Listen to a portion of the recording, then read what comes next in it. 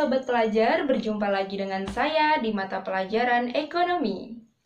Nah, di video kali ini saya akan membahas mengenai konsep dasar ilmu ekonomi.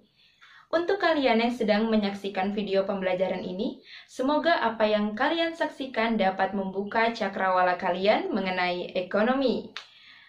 Baik, untuk mengerti konsep dasar ilmu ekonomi, kalian harus tahu dulu nih, apa sih yang dimaksud dengan ekonomi? Nah, ekonomi itu berasal dari kata oikos yang berarti berumah tangga, dan nomos yang berarti aturan, peraturan, dan hukum. Jadi secara garis besar, dapat diartikan segala aturan atau manajemen dalam berumah tangga.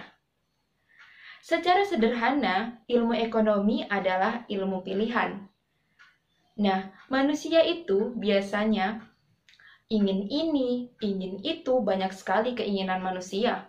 Tapi, tidak semua keinginan atau kebutuhan manusia itu dapat tercapai. Karena apa? Karena modal yang kita miliki itu sangat terbatas. Mau itu modal uang, modal waktu, maupun modal tenaga. Satu pertanyaan yang ada di pikiran kalian, kenapa sih kita harus mempelajari ilmu ekonomi? Alasannya, kenapa kita harus mempelajari ilmu ekonomi itu? Karena adanya suatu masalah.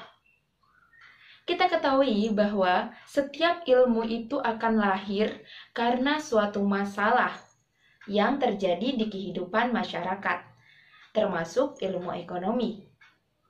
Nah, di sini pertanyaannya, masalah apa sih yang sering terjadi di kehidupan masyarakat dari dulu hingga sekarang di bidang ekonomi? Jadi, masalah yang sering terjadi itu adalah kelangkaan. Nah, kelangkaan di sini membahas dua aspek, yaitu kebutuhan manusia yang tidak terbatas dan alat pemuas yang terbatas.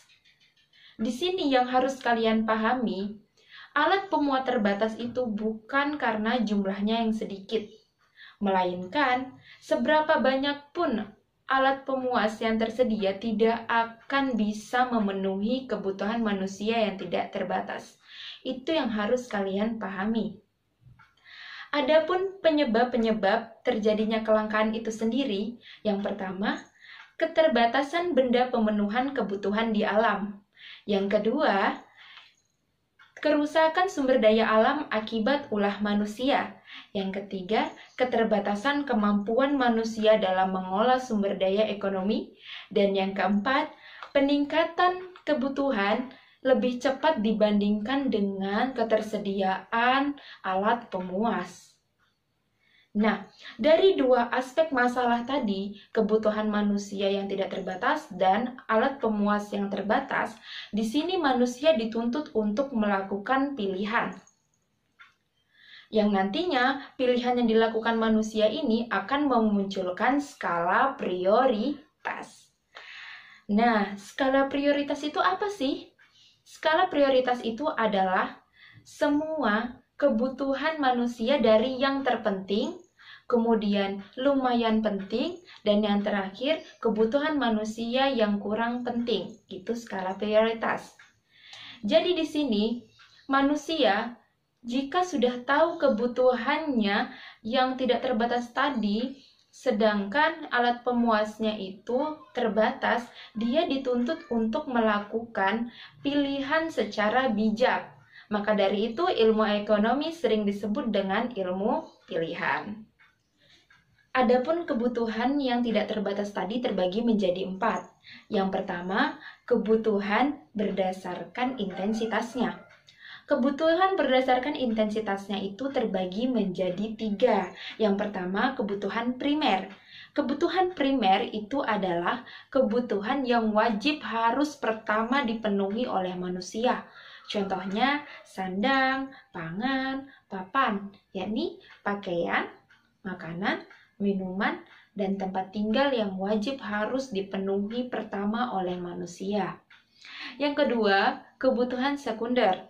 Kebutuhan sekunder itu sendiri adalah kebutuhan yang dipenuhi setelah kebutuhan primer terpenuhi. Contohnya, alat transportasi, perabotan rumah tangga, dan televisi. Dan yang ketiga adalah kebutuhan tersier. Kebutuhan tersier di sini dapat dikatakan tidak wajib untuk dipenuhi. Tapi jika ingin dipenuhi pun juga nggak apa-apa, karena tujuan dari kebutuhan tersier itu sendiri adalah untuk meningkatkan status sosial masyarakat.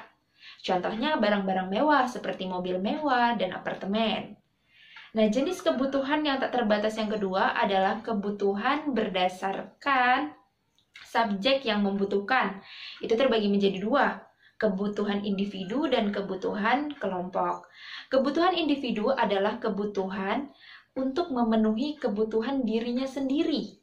Contohnya, makanan untuk dirinya sendiri atau pakaian yang akan dia kenakan sendiri. Yang kedua, kebutuhan kelompok itu adalah kebutuhan yang bisa digunakan bersama-sama. Contohnya, jalan raya. Nah, jenis yang ketiga itu adalah kebutuhan berdasarkan waktu. Berbicara mengenai waktu itu ada masa lampau, sekarang, dan masa depan. Di sini kita berbicara mengenai kebutuhan berdasarkan sekarang dan kebutuhan yang masa depan. Kebutuhan sekarang adalah kebutuhan yang harus dipenuhi sekarang juga nih. Contohnya ketika kalian lapar, ya kalian harus makan. Ketika kalian haus, ya kalian minum. Dan ketika kalian sakit pun, kalian harus minum obat sekarang juga. Nah, kalau yang kedua, yang kebutuhan masa depan itu adalah kebutuhan yang kalian penuhi untuk atau kalian rencanakan untuk masa yang akan datang. Contohnya, kalian nabung untuk naik haji orang tua atau nabung untuk nikah dan lain sebagainya. Nah, jenis kebutuhan yang terakhir itu adalah kebutuhan berdasarkan sifat pemenuhannya. Kebutuhan berdasarkan sifat pemenuhannya itu terbagi menjadi dua juga, yaitu kebutuhan jasmani dan kebutuhan rohani. Kebutuhan jasmani itu adalah kebutuhan untuk tubuh kalian. Apa? Pakaian, makanan, minuman contohnya. Nah, kalau yang kedua, kebutuhan rohani itu adalah kebutuhan yang dibutuhkan oleh jiwa kalian. Contohnya, pergi rekreasi, dan lain sebagainya.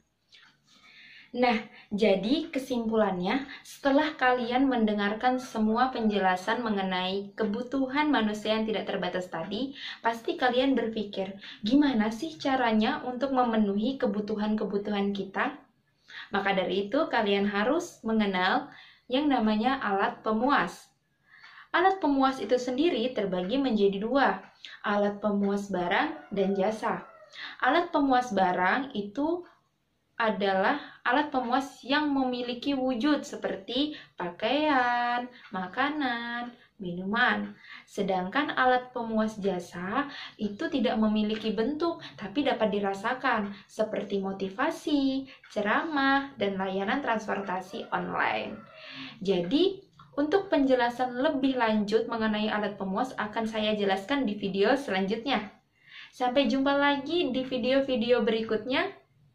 Salam Sobat Pelajar!